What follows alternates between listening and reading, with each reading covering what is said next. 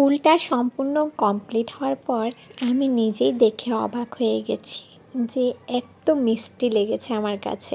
Hello everyone, কেমন আছেন সবাই? আশা করি সবাই অনেক ভালো আছেন। আরও একটি ফুলের সম্পূর্ণ টিউটোরিয়াল ভিডিও নিয়ে চলে এসেছি। তো সম্পূর্ণ ভিডিওটি আপনারা দেখতেই থাকুন, আশা করি অনেক ভালো লাগবে।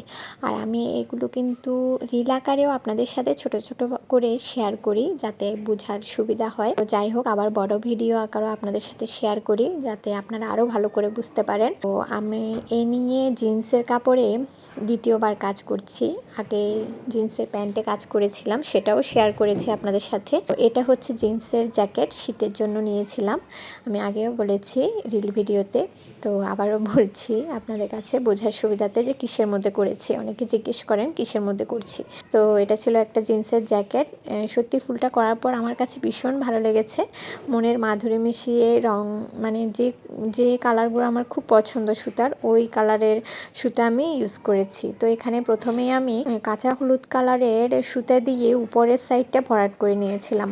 তারপর নিচের দিকের যে লেয়ারটা ভরাট করেছি ওটা হচ্ছে দেখতে পাচ্ছেন সাদা কালার। তারপর আবার আমি উপরের দিকে আরেকটু লেয়ার করে এটা দিয়েছি পাকা হলুদ, যাকে বলে একটু গাঢ়টা আর কি। আগেরটা একটু হালকা, এটা একটু গাঢ়। এভাবে দিলে একটু শেডগুলো ভালো আসে। যেহেতু আমি শেড সুতা ইউজ করছি না, আমি এখানে লাচ্ছি সুতা, মানে কালারগুলো ভিন্ন ভিন্ন করে দিচ্ছি, কিন্তু শেডের মতো লাগছে একটু। তো যাই হোক, আমার কাছে তো ভীষণ ভালো লাগছে কাজটা করতে করতে। ভাবছিলাম যে সম্পূর্ণ লুকটা কখন হবে আর আপনাদের সাথে কখন আমি শেয়ার করব। তো আমি কাঁচা হলুদ কালারের সুতার ভরাটাও করে নিয়েছি। তারপর আমি একেবারে ফাইনালি উপরের দিকে যে লেয়ারটা দিয়েছি এটা দিয়েছিলাম একেবারে কমলা কালার। তো কমলা কালার সুতা লেয়ারটা দেওয়ার ফলে কি হয়েছে, মানে কাজটা আরও বেশি আকর্ষণীয় হয়েছে। আমি কাজটা করছিলাম আর আমি আমার হাজব্যান্ডকে দেখাচ্ছিলাম যে মানে সুতার কালারটা ঠিক আছে কিনা, কালার কম্বিনেশন। আমি সবসময় বলি যে সুতার কালার কম্বিনেশন যদি ঠিক থাকে তাহলে আপনার কাজটি ফুটে উঠবেই অবশ্যই। তো ও বলছিল হ্যাঁ, আমার হাজব্যান্ড আর কি বলছিল হ্যাঁ খুব সুন্দর হচ্ছে। তো এরপর আমি কমলা কালারের সুতার লেয়ারটার কাজ শেষ করে এবার ভেতরের দিকে আবার আমি বেগুনি কালার, মানে যাকে বলে একেবারে গাঢ় বেগুনি কালার, আমি একটু ডার্ক টাইপের সুতার কালার রাখতে চাইছিলাম। সবগুলো একটু হালকা হালকা হয়েছে এখানে, তো আর একটা ডার্ক দিলে এটা মানে দেখতে বেশ ভালো লাগবে। তো আমি গাঢ় বেগুনি কালার সুতা নিয়েছিলাম। তো এখানে আমি হালকা করে একটু ভরাট করে দিয়েছিলাম, দেখতেই পাচ্ছেন।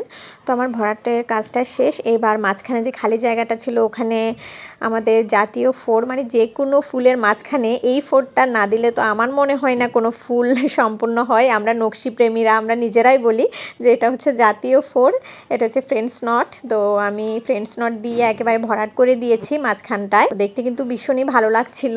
এরপরে ভাবলাম যে আরেকটু ছোট ছোট কিছু দিই মাঝখানে, কি কালার সুতা দিলে ভালো হবে। এবার চিন্তা করলাম যে হোয়াইট কালার সুতা দিলে ভালো হবে। তো হোয়াইট কালার সুতা দিয়েও আমি কিছু ডিজাইন করেছিলাম। তার আগে আমি এখানে কফি কালার সুতা যেহেতু এখানে ভরাট করেছি রয়ে গেছে, তো এখানে লেয়ারটার মাঝখানে আরেকটা লেয়ার করে দিচ্ছিলাম, মানে কাজগুলো ভালো করে বোঝা যাওয়ার জন্য।